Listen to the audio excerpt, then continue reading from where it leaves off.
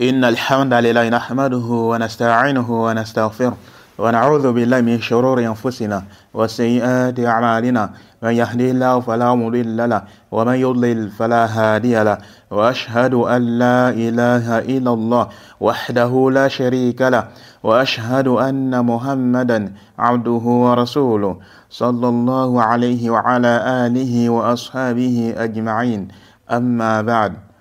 Assalamu alaikum wa rahmatullahi wa barakatuh. Donc nous continuons notre série de réfutation intitulée Dévoilement des mensonges et des tromperies d'Abu Muslim Safirullah. Et ceci est notre troisième audio.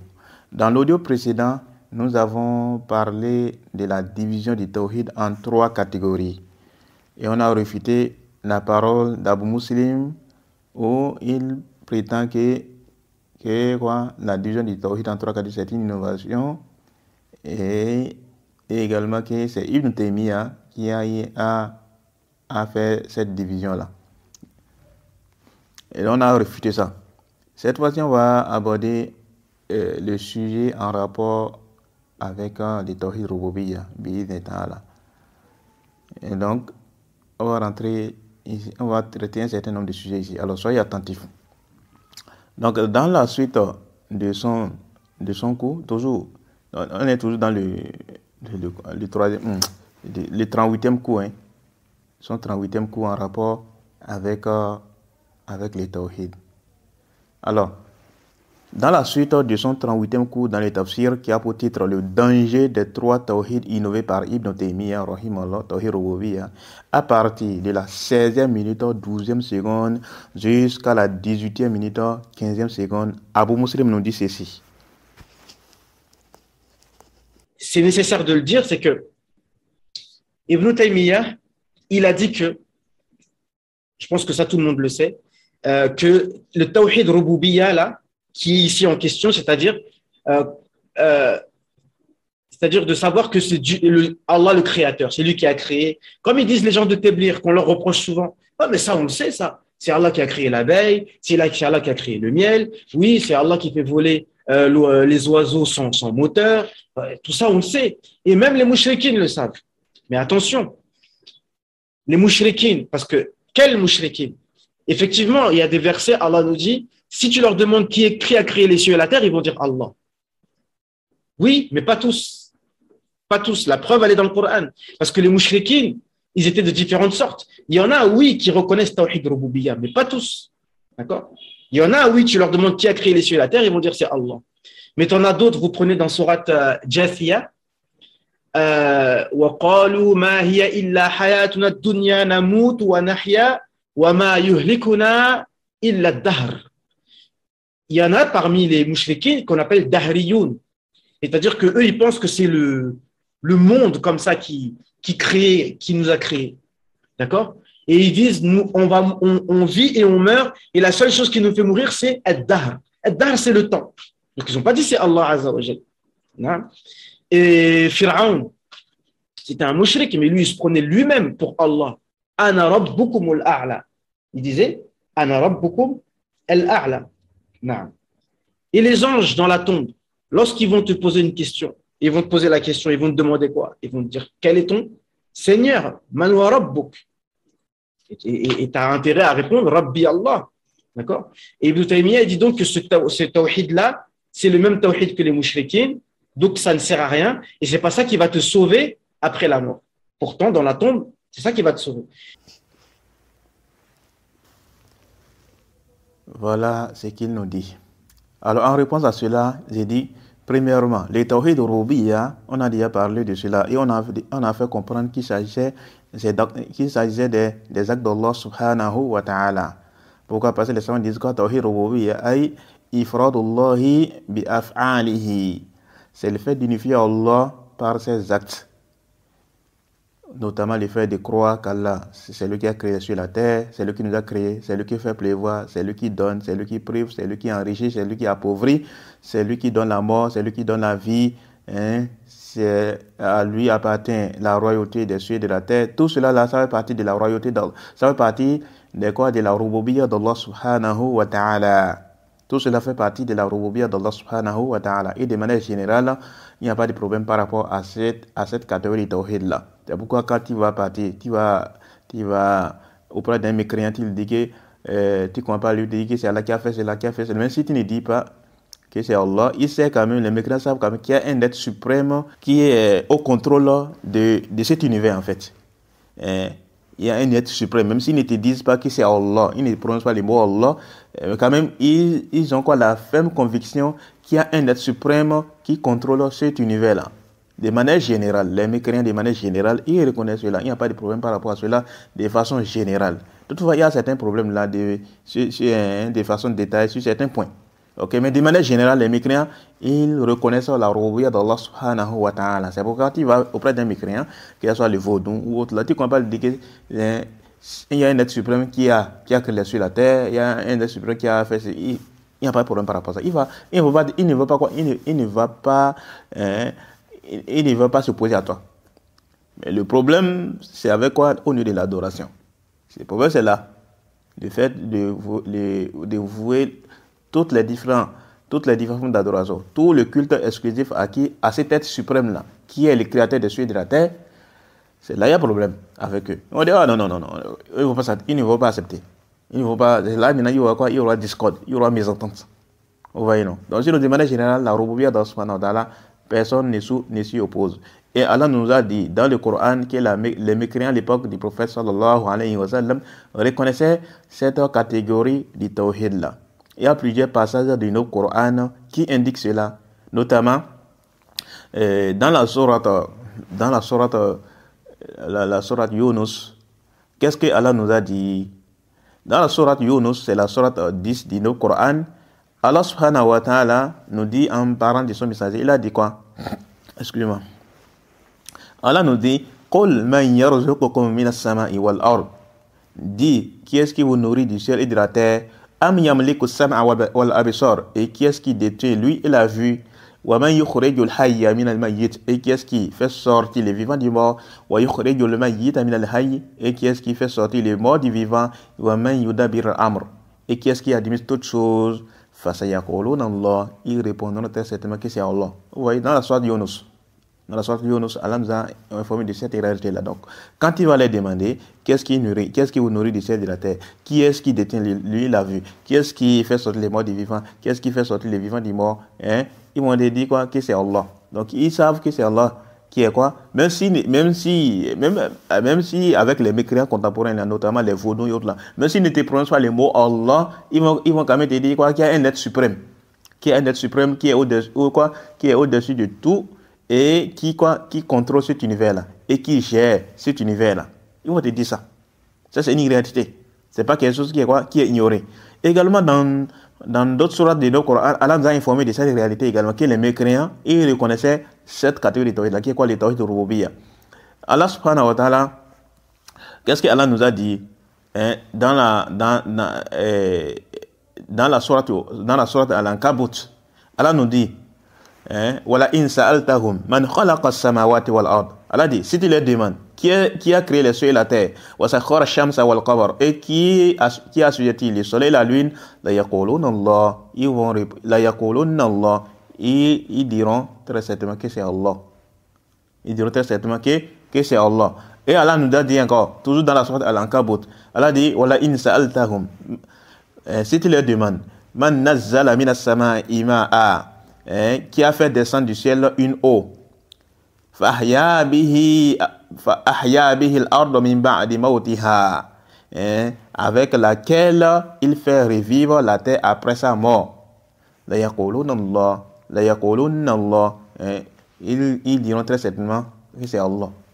Vous voyez donc, les mécréants, de manière générale, ils reconnaissaient cette catégorie de tawhid-là. Ils n'ont pas de problème par rapport à ça. Le fait que, quand ils veulent dire que c'est Allah qui a fait cela, il n'y a pas de problème par rapport à ça. Même si tu vas auprès d'un mécréant et que même si il ne va pas être d'accord avec les mots Allah, quand même, il va dire qu'il y a un être suprême. Il y a un être suprême. Mais cet être suprême-là, c'est lui que nous on appelle, chez nous les musulmans, c'est lui qu'on appelle Allah. C'est lui qu'on appelle Allah. Cet être suprême-là, c'est lui qui est Allah. Donc, même si les mécréants, que ce soit le vaudou autre là, tu vas-tu dire qu'il y a une être suprême qui a créé cet univers, qui est en train de gérer cet univers, qui est quoi, qui nous a créé et autres là. Il ne va pas s'opposer à toi par rapport à cet aspect-là. Parce que ça, la rububiyya d'Allah subhanahu wa ta'ala est reconnue de manière générale auprès de toutes les créatures. Il n'y a qu'une certaine catégorie qui se sont isolées, notamment les athées et certains philosophes et autres là. Sinon, de manière générale, tout le monde, toutes les créatures reconnaissent cela. Ça, c'est quelque chose qui est inné en fait. C'est quelque chose qui est inné. On va revenir sur ce point-là après, Inch'Allah. Ça, c'est le premier point. Deuxièmement, il faut savoir que les tawhid, là, les catégories de tawhid, on a parlé dans l'audio précédent, on a parlé des trois catégories de tawhid. On a parlé de tawhid rububiyya, tawhid rububiyya, tawhid al-uluhiyya et tawhid asma wa sifat. On a parlé de ça dans l'audio précédent. Il faut savoir que les trois catégories de tawhid, là, ils ont un lien. Il y a une corrélation entre les trois catégories de tawhid, là. Il y a un lien entre les tawhid rububiyya et les tawhid al-uluhiyya ainsi que les tawhid asma wa sifat. Mais ici, on va parler du lien qui est entre les tawhid rububiyya et les tawhid al-ibada, ok? Les tawhid de l'adoration et les tawhid d'action. Le lien qui est entre les deux catégories là. Pour les trois catégories là, pour la troisième catégorie de tawhid là, on va parler de ça peut-être après, Inch'Allah. Mais pour le moment, ici, on va parler des liens qui entre les tawhid rububiyya et les tawhid al-ibada, ok? Alors, les gens disent quoi? Tawhid rububiyya implique les tawhid al-uluhiyya. Ou bien tawhid rububiyya implique les tawhid de l'adoration. Ça veut dire quoi? Ils disent quoi? Tawhid rububiyya yastalzimu tawhid al-ibada. Les gens disent tawhid rububiyya yastalzimu tawhid al-ibada. Les tawhid de la seigneurie, les tawhid de quoi? De la rububiyya impliquent les tawhid de l'adoration. Qu'est-ce que ça veut dire? Ça veut dire quoi? On sait tous que les prophètes ont été envoyés, les messagers ont été envoyés pour faire quoi? Pour qu'on concrétise l'adoration d'Allah uniquement et exclusivement, comme Allah nous a informé dans plusieurs passages du Coran. Vous voyez, non? Comme Allah nous a informé dans plusieurs passages du Coran. Allah nous a dit par exemple, وَلَقَدْ بَعَثْنَا فِي كُلِّ أُمَّةٍ رَسُولًا أَنِ اعْبُدُوا اللَّهَ وَاجْتَنِبُوا الطَّاغُوتَ. Allah nous a dit dans le Coran, nous avons envoyé dans chaque communauté messager pour leur dire, adorez Allah et écartez-vous des taghut, c'est la fausse divinité. Allah nous dit également, wa'budu Allaha wa la tushriku bihi shay'a. Adorez Allah et quoi, et ne donnez aucun associé.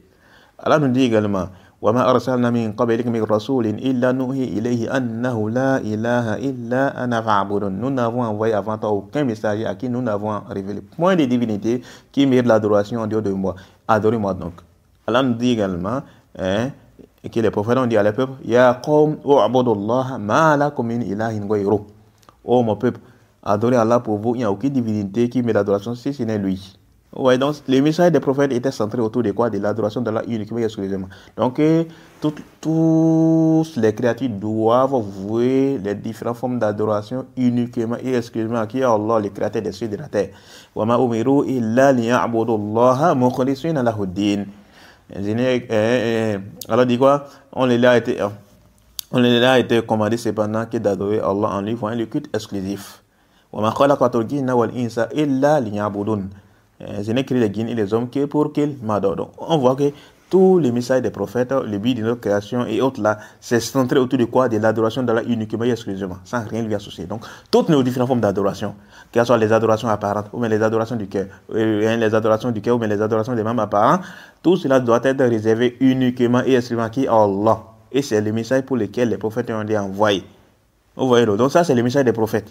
Et on a parlé de ça déjà dans le Kitab Tawhid. Alors qu'est-ce qui se passe? C'est que Allah subhanahu wa ta'ala nous a montré dans le Coran que le Tawhid rububiyya implique le Tawhid al-uluhiyya. C'est-à-dire quoi? Lorsque la personne il reconnaît que Allah, c'est lui le créateur, c'est lui le pourvoyeur, c'est lui qui contrôle tout, alors ça doit les pousser à faire quoi? À vouer le culte exclusif à Allah subhanahu wa ta'ala. Parce qu'il y a un lien entre les deux. Il y a un lien entre les deux catégories de tawhid. Tu sais que c'est là qui t'a créé, c'est lui qui te nourrit, c'est lui qui a quoi? C'est lui qui a mis à ta disposition toutes choses, c'est lui qui détient ta main et ta vie est dans sa main. C'est lui qui donne la mort, c'est lui qui donne la vie et autres là.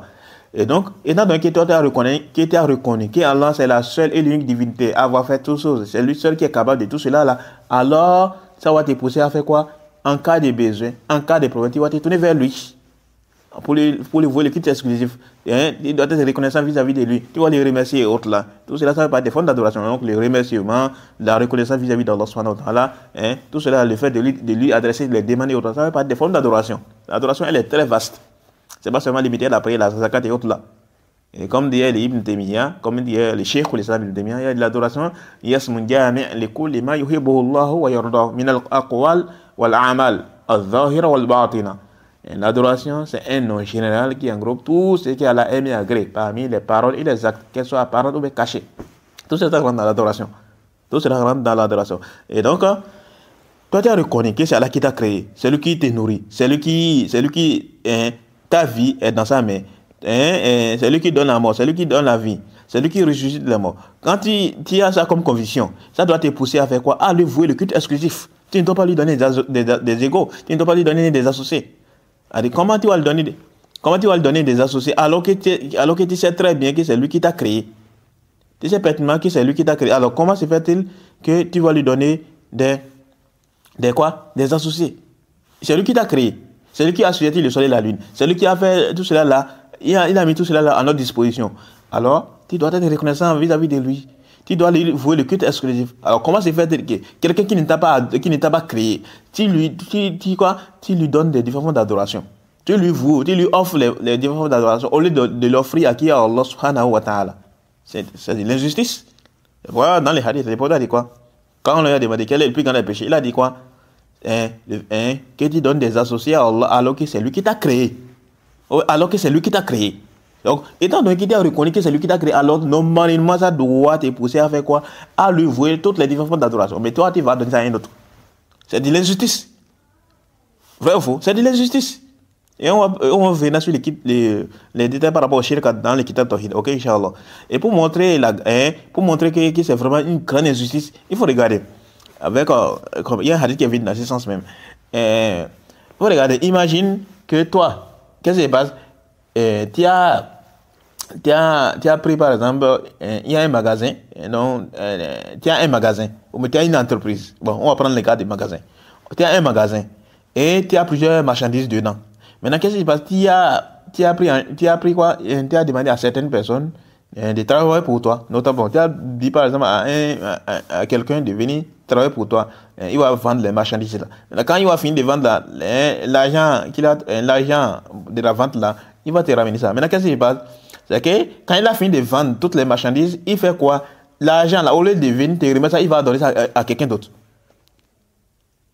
Il va donner ça à quelqu'un d'autre. Voilà comment il a arrêté du shirk. C'est Allah qui t'a créé.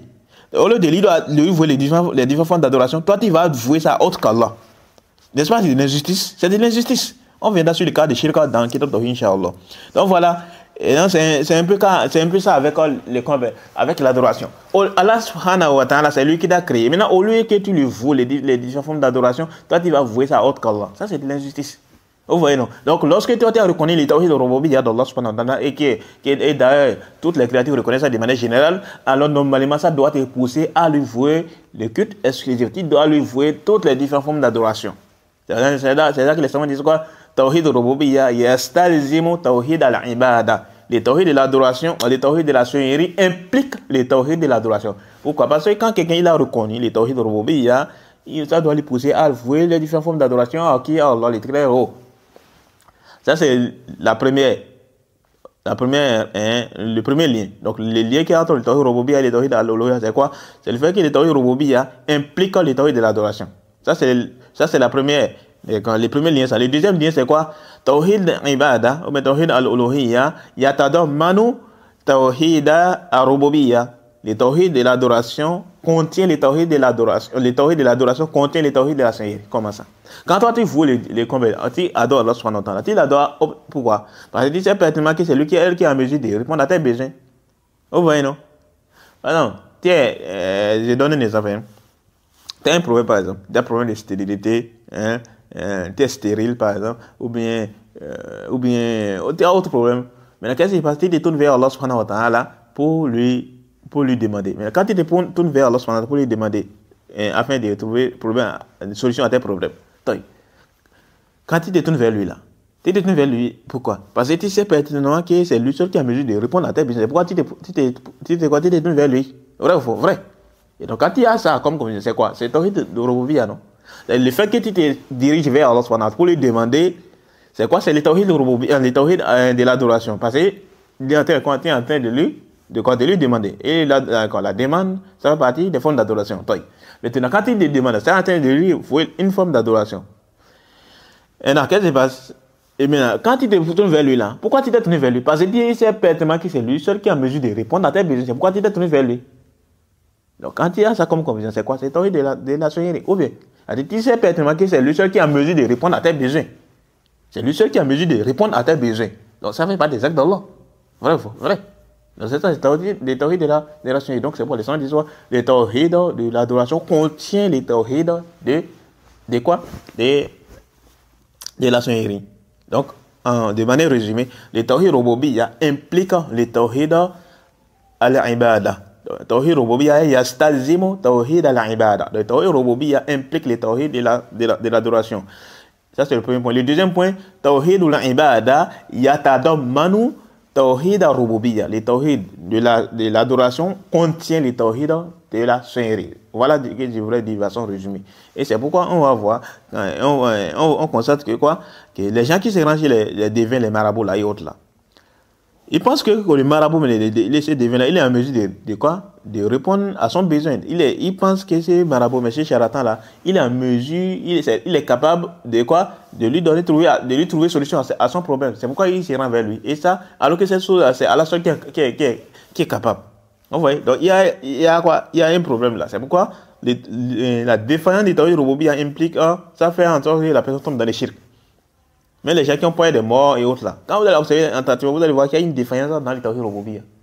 Vous voyez? Mais même si de manière générale, ils reconnaissent le tawhid rububiyya, mais si sur certains points de la rububiyya, il y a un problème auprès d'eux. Vous voyez, non? Et donc, étant donné qu'il y a une implication, il y a un lien entre le tawhid rububiyya et le tawhid al-uluhiyya, et que les messagers ont été envoyés pour que le but de l'envoi des prophètes et des messagers était centré sur quoi? Sur le fait qu'on doit avouer les différentes formes d'adoration à Allah uniquement et exclusivement. Alors qu'est-ce qui se passe?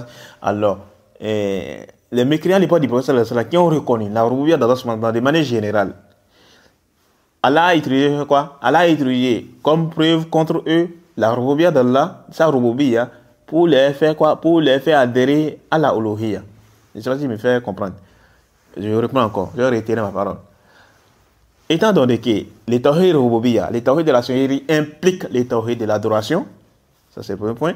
Le deuxième point est que les messagers ont été envoyés pour que les gens puissent adorer Allah uniquement et exclusivement. Le troisième point, et les mécréants à l'époque du prophète sallallahu alayhi wa sallam, ils reconnaissaient la rububiyya. Donc il y a ça avec 3 points là. Les tawhid rububiyya impliquent les tawhid de la sonnerie impliquent les tawhid de l'adoration. Les prophètes ont été envoyés pour que les gens puissent adhérer au tawhid de l'adoration. Et que les mécréants à l'époque du prophète sallallahu alayhi wa sallam, ils reconnaissaient les tawhid rububiyya. Ça fait 3 choses là. Maintenant, qu'est-ce qui se passe? Allah a utilisé comme contre-argument quoi? Les tawhid rububiyya pour les faire adhérer au tawhid de l'adoration. Vous allez constater ça dans le Coran. Les mécréants, ils ont reconnu le tawhid rububiyya. De manière générale, on a cité quelques versets. Ça c'est un. Et on sait qu'il y a un lien entre le tawhid rububiyya et le tawhid al-uluhiyya. Maintenant, pour que les messages des prophètes soient concrétisés, c'est-à-dire les messages ont été envoyés pour que les gens puissent adhérer au tawhid de l'adoration. Étant donné que le tawhid de la sonnerie était déjà là, les gens reconnaissaient ça déjà. Mais il y a une déviance, il y a un égarement dans le tawhid de l'adoration. Maintenant, pour que les gens puissent adhérer au tawhid de l'adoration, Allah subhanahu wa ta'ala a utilisé comme contre-argument il a utilisé, il a fait quoi? Il a utilisé l'argument du tawhid rububiyya contre les mécréants afin qu'ils puissent adhérer au tawhid de l'adoration. Vous allez voir ça dans le Coran. Qu'est-ce que Allah nous a dit? On va citer juste un verset et vous allez vous rendre compte de cette réalité. Alors, Allah nous a dit dans la sourate de Baqarah.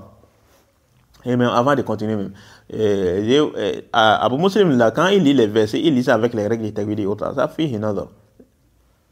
Quand tu es en train d'argumenter, tu ne peux pas lire les versets comme si tu étais en prière ou bien tu es en train de lire seulement, tu es assis comme ça, puis tu te lèves, tu es là seulement, tu décides de lire le Coran et autres là. Non, tu es en train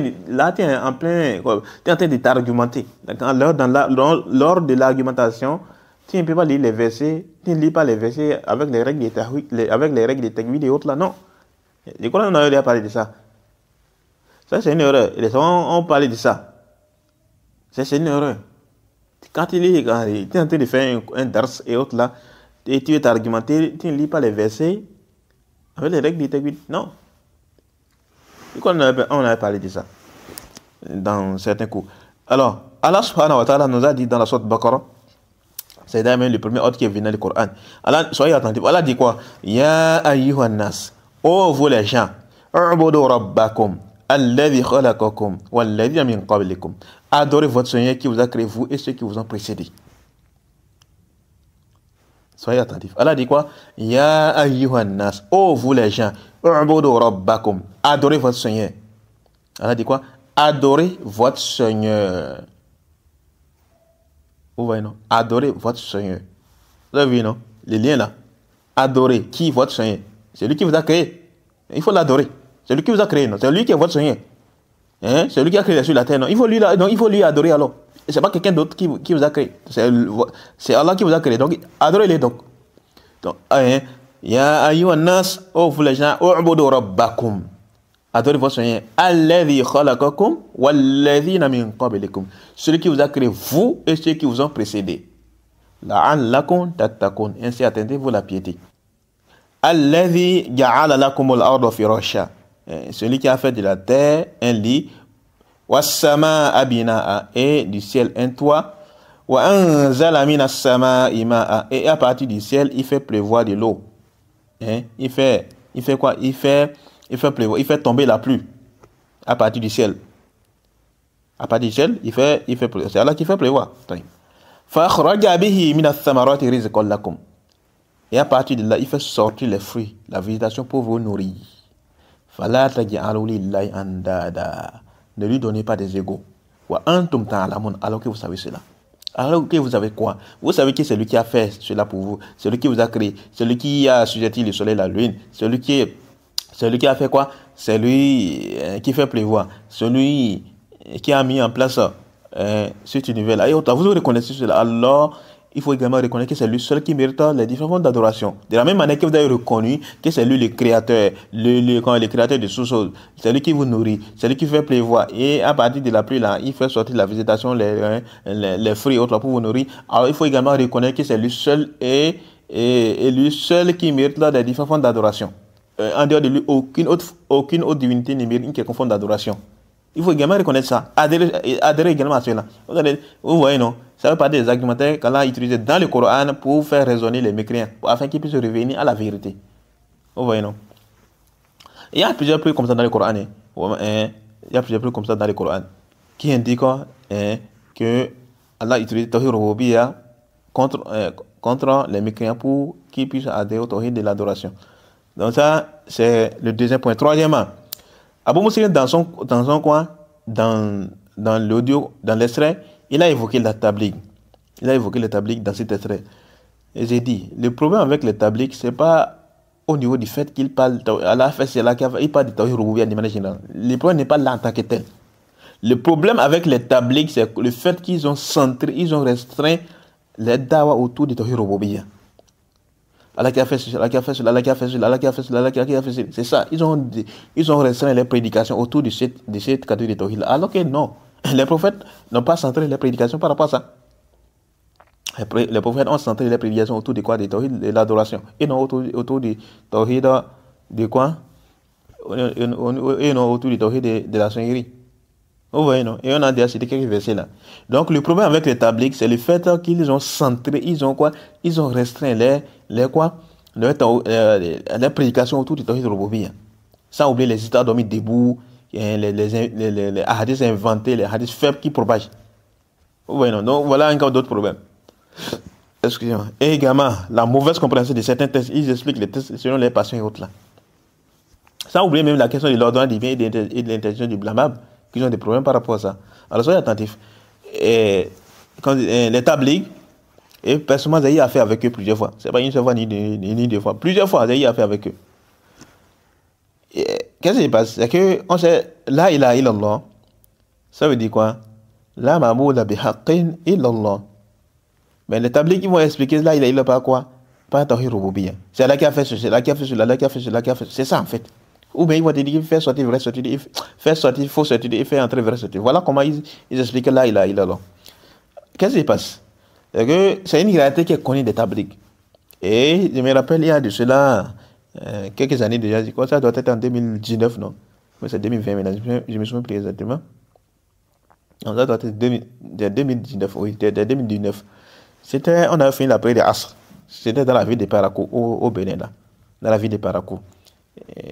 On a fini la prière de Asr, on rentrait, c'est là, le voisin à mon grand frère. Donc le voisin de mon grand frère, on était en train de cheminer, on dit à 4 en fait. Le voisin de mon grand frère, l'un de ses amis, et une autre personne là avec moi, donc ça fait 4. Et l'autre personne là, c'est un tablique, je ne savais même pas. Donc c'est le voisin de mon grand frère qui m'informait. Il m'avait interpellé, il a dit, Moussa, il faut parler à telle personne. C'est un tablique, il fait sortir autre là. Il a dit, ah bon? Il a demandé à la personne, il a dit, c'est vrai ça? Il a dit, oui, il a quand même pas parlé autre là.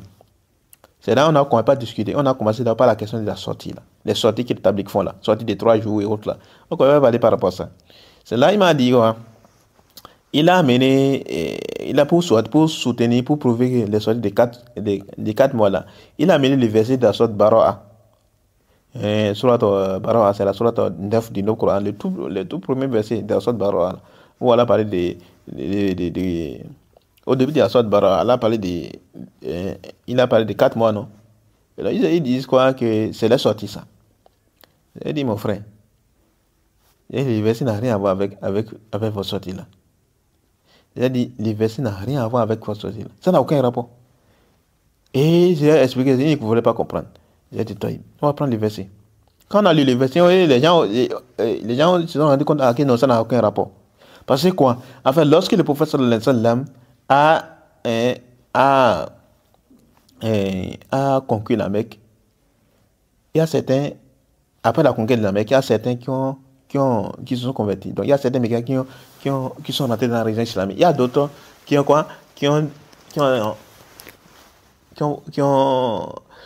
refusé de rentrer. Donc ils sont restés sur les mécréances. Maintenant, qu'est-ce qui se passe? Étant donné que la Mecque a été conquise, à l'époque, elle a conquis la Mecque, et que la Mecque est devenue une terre sacrée, alors c'est plus permis aux mécréants de rester là. Donc Allah les a donné un délai de 4 mois. Allah les a donné un délai de 4 mois pour quitter là. Oh ouais, non. Après les 4 mois écoulés, là, ils ne peuvent plus rester là, donc ils doivent quitter. Et s'ils veulent rester toujours sur les mécréances. Donc on les a donné un délai de 4 mois. Maintenant, ils vont prendre ces versets-là. Et c'est de ça Allah a parlé dans la sorte Baro'a là. Le deuxième verset, c'est le haut niveau du verset 2. Et donc, ils vont prendre ces versets pour dire que c'est la sortie de 4 mois. Mais ça a quoi un rapport? Aucun rapport. C'est où le rapport entre votre sortie de 4 mois et les versets? Ça n'a aucun rapport. Pour vous faire comprendre. J'ai fait maintenant, j'ai dit quoi? J'ai dit à un frère, s'il te plaît, cherche un maçon. On a cherché un maçon pour la construction d'une mosquée, par exemple. Et donc, je te donne un délai de 4 mois pour me trouver les maçons. Oh, ouais, non. Maintenant, quelqu'un va venir, il va dire quoi? Les 4 mois dont vous avez parlé là, c'est les preuves concernant les sorties de 4 mois. C'est où le rapport? C'est donner un délai de 4 mois à quelqu'un de me chercher les maçons. Toi, tu viens pour dire que, bon, étant donné qu'il n'y a pas de 4 mois, donc c'est le preuve concernant les 4 mois. C'est où le rapport? Aucun rapport. Vous voyez, non? Et c'est ça, en fait, le problème avec les tabliques. Avec les tabliques. Vous voyez, non? Donc, c'est un peu ça, en fait. Et on avait expliqué aux frères et autres, là. Après, on est également rentré dans la question de même les versets, les versets de la sorte. Ils prennent aussi comme preuve aussi, pour les sorties, là, le verset de la sorte à Imran. Où elle a parlé de quoi? Vous êtes la meilleure des communautés qu'on a fait surgir pour les gens, vous donnez les biens et vous interdisez les blâmes et vous croyez en Allah. Vous connaissez les versets là? Vous connaissez certainement les versets là. Ces versets là n'est pas une preuve, hein? Allah dit kuntum khayra ummatin ukhrijat lin-nas ta'muruna bil ma'ruf wa tanhauna 'anil munkar wa tu'minuna billah. Hein? Vous êtes la meilleure des communautés qu'on a fait surgir pour les gens, vous donnez les biens et vous interdisez les blâmes et vous croyez en Allah. Les versets n'est pas une preuve pour les sorties là. Comment ça? Premièrement, dans les versets, j'avais attiré l'attention que lorsque les frères là, avec les frères Tabligh là, quand on n'a pas discuté, quand il a amené le verset, j'ai dit que j'ai dit non, le verset n'a rien à voir avec ça n'a rien à voir. Pourquoi? Parce que le verset ne parle pas de Khuruj. Le verset ne parle pas de vos sorties là. Non, le verset ici, le verbe qui a été utilisé, c'est le verbe ukhrijat. Le verbe ukhrijat, c'est un verbe à 4 lettres. C'est quel verbe? Le verbe akhraja.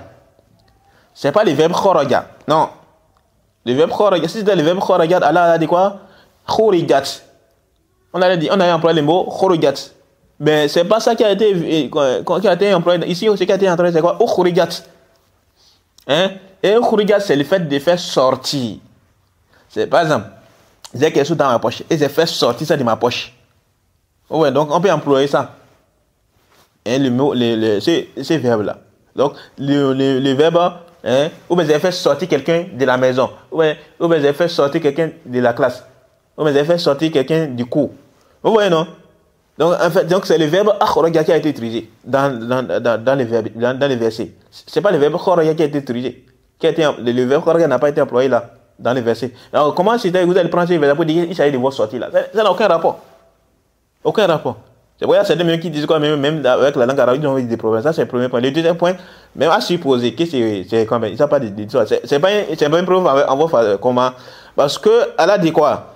Ta'muruna bil ma'ruf wa tanhauna 'anil munkar wa tu'minuna billah. Vous ordonnez le convenable et vous interdisez les blâmables. La plus grande chose qu'on peut ordonner comme convenable, c'est quoi? C'est le tawhid. Et la pire des choses qu'on va blâmer, c'est quoi? C'est le shirk. Est-ce que le diamant tablighi est dans ça? Non. Le diamant tablighi n'est pas dans ça. C'est qui a mis ça comme le tablighi. Non, quand il ne dit pas même pas de shirk et autres là. Le tawhid, non. Ils vont seulement limiter au tawhid rububiyya et autres là. Vous voyez? Le verset n'est pas une preuve. Hein? Pour vous. Au contraire, c'est une preuve contre vous. Vous voyez? Et même l'histoire de... Même si on laisse le côté du shirk à côté là, les versets là, même si on dit que bon, allez, on rend toutes sortes de blâmables et autres là, mais est-ce que les tablighi, ils interdisent des blâmables? Quand tu veux faire trop, ils vont te dire, oh non, ça va diviser, non? N'est-ce pas qu'il dit ça? Ah non, ça va diviser. Et tu me rappelles, les professeurs avec qui ils avaient étudié le Coran, il y a de cela très longtemps, quand j'étais parti à Parakou en 2017, on a parlé, il m'a dit qu'il y a certains qui disent que le fondateur des tablighi, la Jamaat tablighi, c'est le Cheikh Mohamed bin Wahab, l'auteur de Salasat Rusul, qui est Tawhid. Il a dit non. Le Cheikh n'a rien à voir avec tablighi. Les tablighi ont vu jour tout récemment, en 1927. On a parlé. Et c'est là que j'ai dit que les tablighi, ils sont l'intention du blâmable, ils ne font pas ça. Bon, même si certains essaient de faire ça, mais ils vont faire ça pas de manière... ils vont faire ça d'une manière qui n'est pas convenable. Mais ils n'aiment pas, ils sont des blâmables, le fait de blâmer certaines choses là, ils ne sont pas dans ça. Et il m'a dit que oui, c'est vrai, que ça s'est passé comme ça dans telle mosquée. La mosquée, je connais bien la mosquée là. Et il a dit, il y a un frère qui avait un prêche un jour. Quand il a fini de faire le prêche, et c'était quoi? C'était un rappel autour de quoi? Là, par contre, c'est même une pratique qui est répandue. Les gens vont invoquer Allah ils vont dire quoi? À cause du prophète, pas la bénédiction du prophète. C'est une pratique qui est répandue, surtout dans les milieux de Nil là. Nabi Baraka. Vous entendez ça souvent dans les invocations. Quand ils sont en train de faire les invocations, on dit avec la baraka du prophète. Ça, c'est un également. Ça, c'est une innovation. C'est comme ça. Ça ne veut pas des manières qui sont. C'est pas ça ne veut pas des manières légiférées pour les invocations. Mais on va revenir sur ce point-là après, Inch'Allah. Parce que les Ash'aïra aussi et les Soufis, ils ont des divisions par rapport à ces points-là. Alors, qu'est-ce qui se passe? Là, il a dit quoi? Que le frère avait fait prêche par rapport à ça. Il a fait un rappel par rapport à ça. Et les vieux qui sont dans la mosquée, ils se sont fâchés. Ils ont dit, non, c'est là. C'est là, il y a l'une des têtes des tablighi qui s'est levée et il a dit quoi? C'est que le frère a dit, c'est vrai, mais en fait, c'est tout qui va diviser la communauté et autres là. Mais il faut qu'on laisse ça de côté et autres là. C'était ça qu'il avait fait. Vous voyez ça? Et c'est une réalité qui est connue de la part des tablighi en fait. Et personnellement, les tablighi ont voulu qu'ils se fassent sortir. J'ai refusé. Ils ont tout fait. J'ai refusé. Mais je ne cesse de les critiquer. Je les ai même donné un défi même. J'ai dit de me donner. J'ai lancé un défi en 2016. Jusqu'aujourd'hui, ils n'ont pas pu relever. Ils ne pourront jamais relever ça. Elle dit, je ne veux pas plusieurs preuves. Je veux juste une seule preuve qui légifère les sorties qu'ils font là. Et je dis, la première personne qui va les maisons a fait sortir là. Jusqu'aujourd'hui, ils n'ont pas pu relever. Ils ne pourront pas. Les tests qui vont voir, quand on va essayer de s'asseoir pour étudier ces tests-là, on va se rendre compte que quoi? Ces tests n'ont rien à voir avec les sorties qu'ils font. Aucun rapport. Attends, comment ça? Depuis que le prophète est arrivé jusqu'au 14e siècle de la Hijra, donc les gens ne connaissaient pas l'histoire des sorties. C'est maintenant les tablighi qui ont pris connaissance maintenant. Même les manières de faire cela, c'est quoi? Ça n'a rien à voir. Le prophète, est-ce que le prophète a demandé à ses compagnons, levez-vous, on va aller faire sortir dans la tête. C'est quand le prophète faisait ça? C'était comme ça que le prophète faisait ça d'abord? Non, le prophète envoyait les compagnons, il a dit, Muaz bin Jabal, va au Yémen. Et quand il a envoyé ses compagnons là, Muaz bin Jabal, Abu Musa al-Ash'ari, Ali ibn Abi Talib, est-ce qu'il a envoyé tous les compagnons en groupe? Non, c'était un à un. Encore que, et quoi encore? C'est les gens qui sont savants. C'est pas n'importe qui. Muaz bin Jabal, on sait qui est. Et l'autre là aussi. Ali ibn Abi Talib, l'autre là. Les compagnons, c'était des gens qui étaient savants. Ce n'étaient pas des ignorants. L'établi, c'est les cas. Non, ils vont dire, oh non, tout le monde, on va faire sortir de la telle mosquée. Et c'est pourquoi on ne peut pas nous raconter des histoires dormies debout. Les histoires dormies debout, ils sont très actifs dans ça. Sans oublier également les hadiths inventés qui propagent. Ils n'étudient pas. Peut-être on va revenir sur le cas d'établi après, Inch'Allah. Donc voilà certains problèmes avec l'établi. Vous voyez, non? Donc, le problème avec l'établi, ce n'est pas le fait qu'ils viennent dire, ah là, elle fait, c'est là qui a fait ça. Non, le problème n'est pas là. Qui vient faire ça? Tu viens dire ça. Qui est-ce qui va faire quoi? Qu'est-ce qui est contre toi? Tout le monde va accepter ça. Mais le problème n'est pas là. Le problème avec l'établi, c'est le fait que c'est ça l'essence de là, il a là. Et donc, le frère qui disait là, le frère établi qui disait qu'on ne va pas parler au début là. C'est le frère là. Donc, quand on a commencé à parler, on avait abordé ce sujet là. Et après, on est venu sur là, il a là. Le frère là m'a dit quoi qu'il fait en train de faire le sortir, ça fait déjà 11 ans. C'était en 2019. Il a dit que ça fait déjà 11 ans qu'il était en train de faire sortir. Il a dit, tu as gaspillé ton temps. Si tu avais pris ce temps là pour aller étudier là, oh non, tu auras déjà énormément de bagages. Mais tu as gaspillé ton temps. Et on ne s'est pas attendu, on l'a quand même pas s'étirer. Si après, on est rentré sur la question de là, il a là. Là, il a là. Donc, on n'a pas dit qui c'est Allah qui a fait cela, qui a fait cela, qui a fait. Et les frères qui étaient là, les voisins de mon grand frère là, avec son ami là, ils n'ont pas ri. Ils ont dit, mon frère, si c'est ça, les saints là, les chrétiens même vont accepter ça, ton message. Il n'y a pas de problème par rapport à ça. Ils n'ont pas ri en fait. Et après, il a dit au frère, il a dit non, c'est pas ça le sens de là, je l'ai clarifié. Il a dit même les mécaniques de l'époque du prophète, ils connaissaient ça. Mais si c'était ça le sens de là, ils n'avaient pas combattre les prophètes parce qu'eux, ils reconnaissaient ça. Et eux, ils reconnaissaient qu'Allah, on a déjà cité certains versets, non? Les versets qu'ils avaient cités là, au début là. Ça montre quoi? Ça montre que les mécréants, ils reconnaissaient là, ils reconnaissaient quoi? Qu'Allah est le créateur et autres là. Ils reconnaissaient ça. Mais le problème avec les mécréants à l'époque du prophète, c'était quoi? Est-ce que c'est au sujet de ces points là? Non. C'était quoi? Quand le prophète est venu, il a dit quoi? La ilaha illallah tuflihu. Dites la ilaha illallah et vous aurez la réussite. Qu'est-ce qu'Allah nous a dit dans le Coran qui a été la réaction des mécréants pour répondre au prophète? Allah nous a dit dans la sourate Safat, Allah nous a dit dans la sourate Safat, les réactions également dans la sourate Sod. Dans la sourate Safat, qu'est-ce qu'Allah nous a dit? Allah dit quoi? Innahum kanu idha qila lahum la ilaha illallah yastakbirun. Allah dit quoi? Quand on leur disait point de divinité qui veut l'adoration si ce n'est Allah, ils se gonflaient d'orgueil. Ça c'est dans la sourate Safat. Donc quand on leur disait la ilaha illallah, ils se gonflaient d'orgueil. Donc si la ilaha illallah, c'était quoi? La khariqa illallah, la razika illallah. Les mécréants n'allaient pas, est-ce qu'ils allaient avoir cette réaction? Non, ils allaient accepter parce qu'ils reconnaissaient ça. Voilà, in sa'altahum man khalaqa as-samawati wal ard. Si tu les demandes qui a créé les cieux et la terre, ils vont te répondre quoi? Qui c'est Allah? Donc si là, il avait dit quoi? Il y a des créateurs en dehors de là. Allah, c'est lui qui a créé les cieux et la terre et autres là. Ils allaient accepter le message du prophète. Mais Allah a informé que quoi? Quand on les disait là, qu'est-ce qu'il faisait? Qu'est-ce qui s'est passé? Il s'est gonflé d'orgueil. Ça, c'est dans la sourate Safat. Et dans la sourate Sod, Allah nous a dit quoi? Dans la sourate Sod, Allah dit quoi? Il a dit, quand ils ont les réponses également, ils ont dit quoi? Aja'ala al-alihata ilahan wahida. Inna hadha la shay'un ujab. Va-t-il réduire toute cette divinité en une divinité unique? Ceci est vraiment une chose étonnante. Vous voyez? Donc ils ont compris le message du prophète sallallahu alayhi wa sallam à travers l'adhésion à la ilaha illallah. Ils devaient abandonner toutes les différentes formes d'adoration vouées à autre qu'Allah. Et ils devaient se consacrer à l'adoration d'Allah uniquement et exclusivement. C'est qu'eux, ils ne voulaient pas. Ils avaient d'autres divinités qu'ils adoraient. Lat, Al-Uzza, Manat et autres là. Qu'ils adoraient. Donc quand les prophètes les a dit quoi? De dire la ilaha illallah, ils n'ont pas voulu. Ils n'ont pas voulu. Vous voyez? Ils n'ont pas voulu. Et ils ont commencé. Et c'est là maintenant, mes attentes a commencé. Mes attentes a commencé. Et donc, Allah continue, il y a la suite du verset. Allah dit, ils ont dit quoi?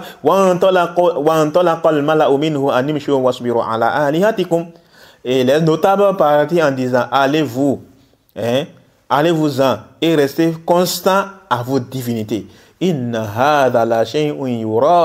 C'est là vraiment une chose souhaitable. ما سمعنا بهذا في الملة الآخرة إن هذا إلا اختلاق. Nous n'avons pas entendu cela dans la dernière religion, yani le christianisme. Ceci n'est en vérité que pure invention. Vous voyez, hein? Donc, quand les prophètes les a invités à la ilaha illallah, voilà ce qu'ils ont répondu.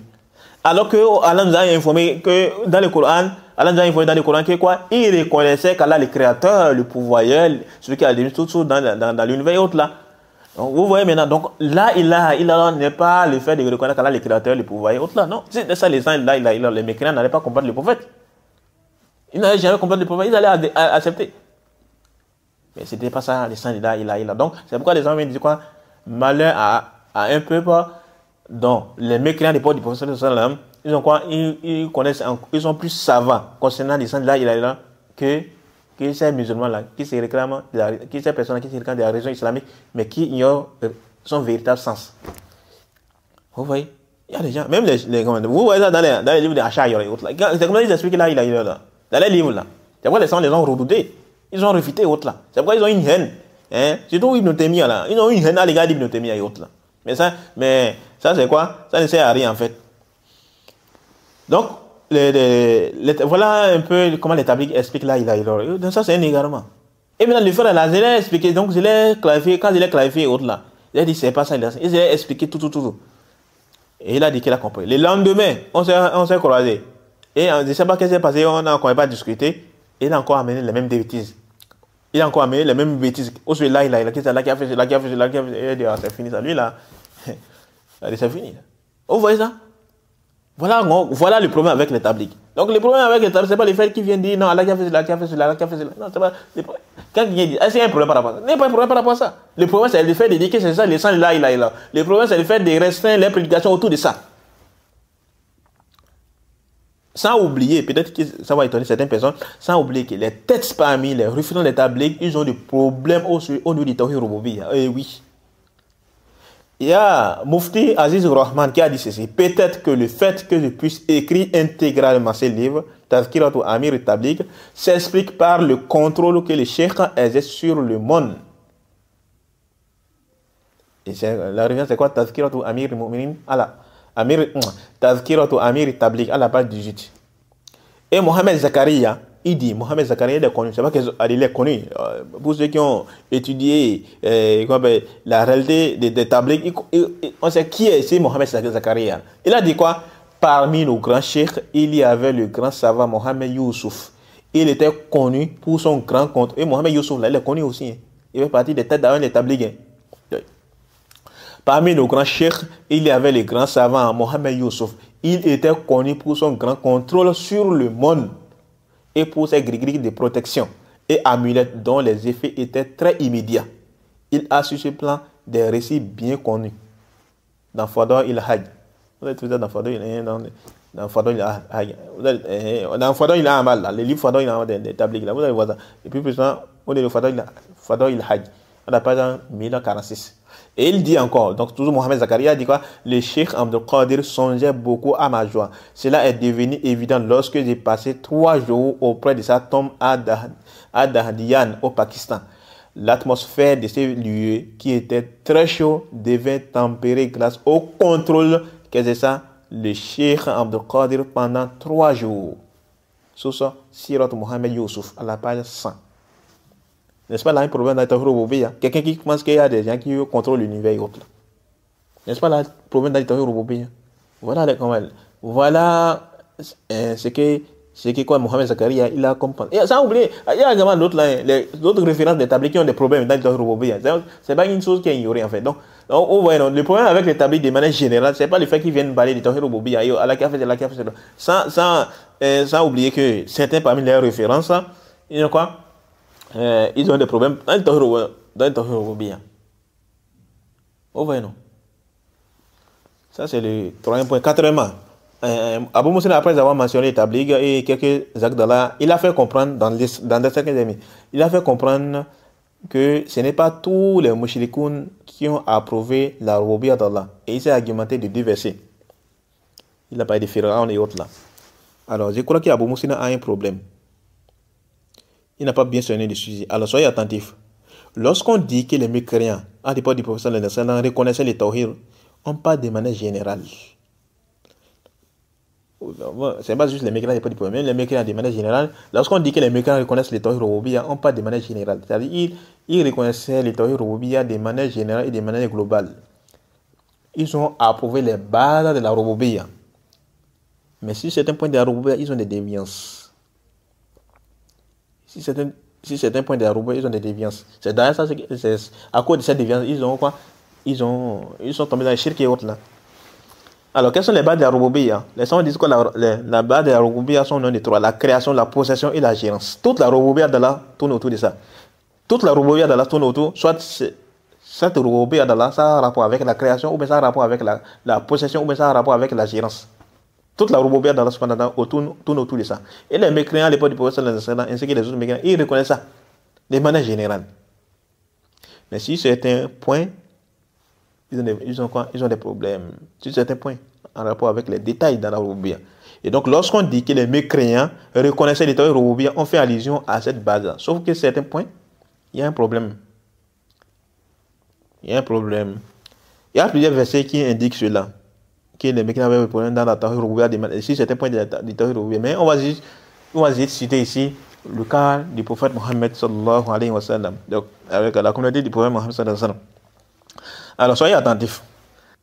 Donc, dans la sourate Zumar, la sourate 39, le verset 36 au verset 37, ou même jusqu'au verset 38 même, Allah dit ceci: Alaysa Allahu bikafin abdah wa yukhawwifunaka billadhina min dunihi wa man yudlilillahu fama lahu min had. Allah dit: Allah ne suffit-il pas à son esclave comme soutien, et ils te font peur avec ce qui est en dehors de lui, et quiconque Allah égare n'a point de guide. وَمَنْ يَهْدِ اللَّهُ فَمَا لَهُ مِنْ مُضِلٍّ. Allah dit quoi? وَمَنْ يَهْدِ اللَّهُ فَمَا لَهُ مِنْ مُضِلٍّ. Et quiconque Allah égare, excusez-moi, et quiconque Allah guide, nul ne peut l'égarer. Alaysa Allahu bi'azizin dhi intiqam. Allah n'est-il pas puissant et détenteur du pouvoir de châtier? C'est le verset 36 au verset 37 de la sourate Zumar, la sourate 39. Qu'est-ce que l'imam Ibn Jarir al-Tabari nous dit dans son tafsir par rapport à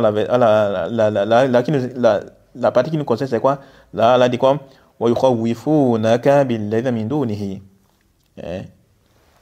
Et ils te font peur avec ce qui est en dehors de lui. Il a dit quoi? Allah élevé soit à son rappel, a dit à son prophète Mohammed sallallahu alayhi wa sallam, et ses polythéistes et ses mouchrikoun veulent te faire peur d'autres qu'Allah parmi les idoles et les divinités adorées, en disant qu'elles t'atteindront d'un mal à cause de ton désaveu d'elles et ta critique les concernant, et Allah te suffira de cela. Et ça, là, un problème dans la rububiyya, c'est quelqu'un qui croit que les idoles peuvent te nuire au-delà. Il peut te créer des problèmes. N'est-ce pas un problème dans la rububiyya? Évidemment, c'est un problème dans la rububiyya. Les mécréants, ils avaient ce problème-là. Les mécréants, à l'époque du prophète, ils avaient ce problème.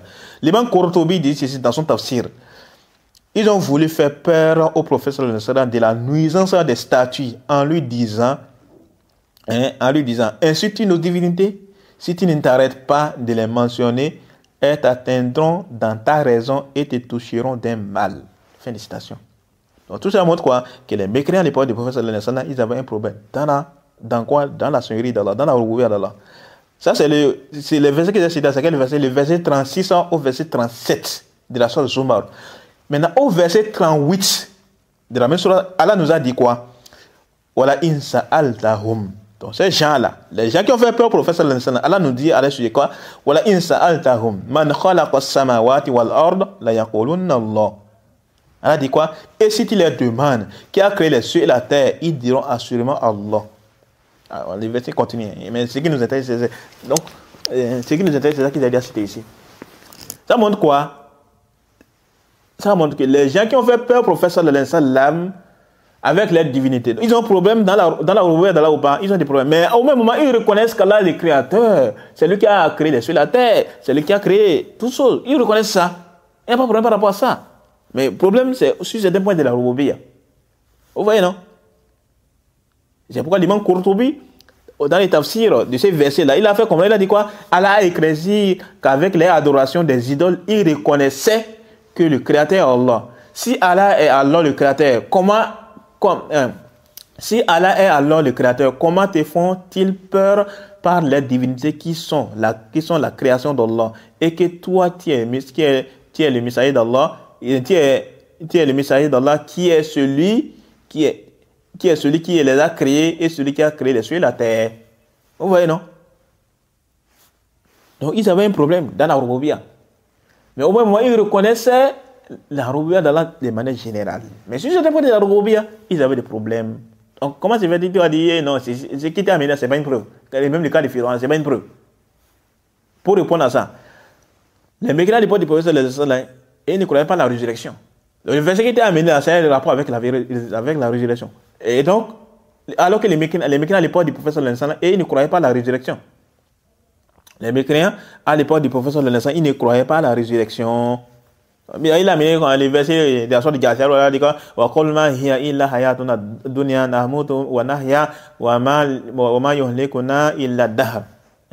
Et ils disent, il n'y a pour nous que la vie ici, nous mourons et nous vivons. Et seul le temps nous fait périr. Il a mis les versets de la sorte de Gathia. Mais les versets là, ça parle de la... Les mécaniques ne croient pas à la résurrection. Ils avaient des déviations par rapport à ça. Bien que ce soit un point de la rububiyya, mais quoi? De manière générale, ils reconnaissent la rububiyya. Mais sur certains points de la rububiyya, ils ont des déviations. C'est une réalité qui est compte. Donc, prends ces versets pour dire qu'il y a certains mécréants à l'époque qui ne connaissaient pas ça. Ça c'est quoi? Ça c'est quoi? Ça c'est caduc. Sans oublier que les mécréants à l'époque du prophète et ils s'affiliaient injustement à la religion du prophète Ibrahim. C'est ça qui vient encore renforcer. Les mécréants à l'époque du prophète ils viennent quoi? Ils prétendaient que la religion qu'ils étaient en train de pratiquer, c'était la religion du prophète Ibrahim. Allah les a refutés dans le Coran. Donc ça veut dire quoi? Que dans la rububiyya d'Allah, il n'y a pas de problème de manière générale. Mais sur certains points de la rububiyya, ils ont des déviations. Ouais, donc le verset qu'ils ont trouvé, ça vient quoi? Ça montre que quoi? Ça montre qu'ils avaient des problèmes dans la rububiyya d'Allah. Mais au même moment, ils reconnaissent qu'Allah est le créateur, le pouvoir et autres là. Donc, prends ça verset comme preuve, les versets de la sorte de Gathia, comme preuve pour venir dire qu'il y avait des mécréants qui, à l'époque du prophète, qui ne croyaient pas la rububiyya d'Allah. Ça, c'est faux déjà. Ça, c'est faux. Voilà, c'est faux. Quand dans le cas de Pharaon, il a pris le cas de Pharaon. Et ça aussi, fihi nazar. Ça aussi, fihi nazar. Comment ça? Parce que je me demande, mais est-ce qu'il lit même le Coran même? Il a amené le verset de la sorte de Naziat, où Allah dit quoi? Il a parlé de Pharaon, où Pharaon a dit quoi? Faqala ana rabbukum al-a'la. Et il a dit, je suis votre Seigneur le très haut. Pharaon a dit ça. Il y a également un autre verset où Allah dit, waqala Pharaon ya ayyuhal mala'u ma alimtu lakum min ilahin ghayri. Et Pharaon dit, oh notable, je ne connais pas de divinité pour vous autre que moi. Je ne connais pas de divinité pour vous autre que moi. Ça veut pas des versets qui indiquent que Pharaon ne reconnaissait pas de la rububiyya d'Allah, ou bien lui il a seulement amené les versets dans la sorte de Naziat. Où il a dit quoi? Faqala ana rabbukum a'la. Je suis votre Seigneur le très haut. On répond, dit quoi? Pharaon reconnaissait l'existence du Créateur. Il reconnaissait la rububiyya dans des manières générales. Mais le reniement là, celle-là, il a prétendu cela à cause de quoi? Il faut seulement lire, il faut amener. Pourquoi tu n'as pas amené les versets, les autres versets qui parlent de Pharaon? Dans le Coran même indique que Pharaon reconnaissait. Il y a deux versets seulement qui indiquent cela clairement. Alors, soyez attentifs. Dans la sourate Al-Isra, vers la fin de la sourate Al-Isra, qu'est-ce que Allah nous a dit au sujet de Pharaon? Allah nous a dit, c'est Moussa qui lui a parlé. Moussa a dit quoi au Pharaon? Il a dit quoi? Qala laqad alimta ma anzala haula'i illa rabbus samawati wal ardi basaira wa inni la adhunnuka ya fir'aunu mathbura. Qu'est-ce qu'il a dit ça? Moussa. Voilà ce que Moussa a dit à Pharaon. Il a dit quoi? Il dit, tu sais fort bien que ces choses, les miracles, seul le Seigneur des cieux et de la terre les a fait descendre comme autant de preuves illuminantes. Et cette Pharaon, je te crois perdu. C'est Moussa qui lui a dit ça. Moussa a dit quoi? Tu sais fort bien que ces choses, les miracles, seul le Seigneur des cieux et de la terre les a fait descendre comme autant de preuves illuminantes. Vous voyez? Donc Moussa confirme que il fait comprendre à Pharaon que tu sais bien fort, tu sais fort bien que ces choses-là, les miracles, celles c'est qui? Le Seigneur des cieux et de la terre qui les a fait descendre. Et ça vient du Seigneur des cieux et de la terre, qui est donc Allah. C'est pas tout. Dans la sourate, ça c'est dans la sourate Al-Isra. La sourate Al-Isra c'est la sourate 100, la sourate 17. La sourate 17 et c'est au verset 102, je crois. Dans le verset de la sourate Naml, Allah dit quoi? وَجَحَدُوا بِهَا وَاسْتَيْقَنَتْهَا أَنفُسُهُمْ ظُلْمًا وَعُلُوًّا. Allah dit quoi? Ils les niaient injustement et orgueilleusement, tandis qu'en eux-mêmes, ils y croyaient avec certitude. Vous voyez ça? Donc ça montre quoi? Pharaon, il reconnaissait la rouya d'Allah subhanahu wa ta'ala. Mais le problème, ils ont nié ça injustement. Voilà. Donc prends ce verset pour venir dire, ah non, ça ne passe pas. Pharaon et ceux qui l'ont suivi, ils reconnaissaient la rouya d'Allah subhanahu wa ta'ala. Mais le problème, ils ont fait quoi? Ils ont nié ça injustement. Même aujourd'hui, même les athées autres là, dans les formes intérieures, c'est quelque chose qui est inné en fait. C'est quelque chose qui est inné. Excusez-moi. Donc, prendre le cas de penser sur la pour venir par des Pharaons, ça ne passe pas. Ça ne passe pas. Oui, non. Ça ne passe pas. Hein? C'est bas tout ça. Ça ne passe pas. Donc, venir dire que non, quel mécréant autre là, ça ne passe pas. Oui, on dit qu'il y a certains mécréants qui rejettent, mais ça c'est quoi? Mais dans les fonds intérieurs, ils reconnaissent ça. Mais c'est vraiment, c'est dans la bouche. Et c'est ça que les savants ont clarifié. Et même, c'est le cas des Pharaons également. Ok?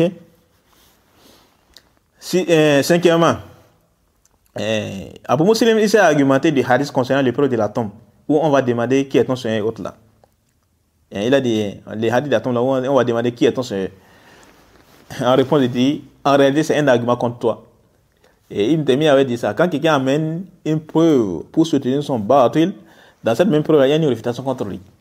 Les hadiths même là, c'est pas, il y a une réfutation contre lui. Comment ça? Dans les hadiths, il y a une suite. Où le prophète, ça nous a informé que quoi? Qu'on va te demander quelle est ta religion et qui est ton prophète. Ou bien, les hadiths, il y a une suite. Pourquoi tu n'as pas amené ça? Et cette personne-là, qui s'est sauvé, c'est qui? On va lui demander qui est ton Seigneur? Man Rabbuk. Il va dire que c'est Allah, non? Et on va demander, Ma'adinouk. Et quelle est ta religion? Il va dire que c'est l'islam. Les mécréants, ils sont dans la religion islamique. Je demande maintenant à Abu Muslim. Les mécréants sont maintenant dans la religion islamique. Parce que les hadiths ont une suite. Pourquoi tu n'as pas amené la suite des hadiths? Et on va demander qui est ton prophète. Il va dire que c'est quoi? Le prophète, il va dire que c'est le prophète Mohammed sallallahu alayhi wa sallam. Donc ça montre quoi? Que ce qui va le sauver, ce qui va sauver la personne du châtiment de la tombe, ce qui va le sauver dans la tombe, c'est quoi? C'est pas les tawhid rububiyya. Parce que avec les tawhid rububiyya, on ne rentre pas en islam. Avec les tawhid rububiyya, on ne rentre pas en islam. Dans ton audio, toi-même, tu dis quoi? Qu'il y a les mécréants, oui, il y a certains mécréants qui reconnaissaient les tawhid rububiyya. Et donc, le fait qu'ils reconnaissaient les tawhid rububiyya, ça n'a pas fait d'eux des musulmans. Si ça avait fait des musulmans, pourquoi alors tu les appelles les mécréants?